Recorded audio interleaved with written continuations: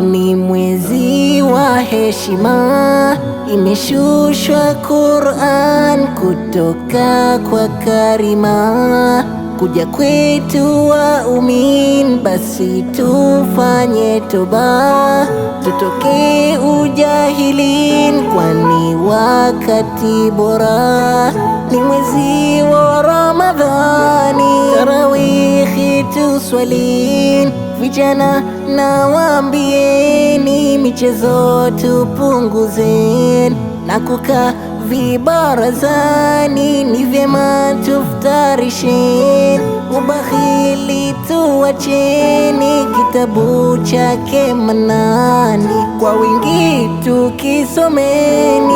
Ramadhan mwezi ulowema, Ramadhan mwezi wa neema, Ramadhan mwezi wa kuchuma, Ramadhan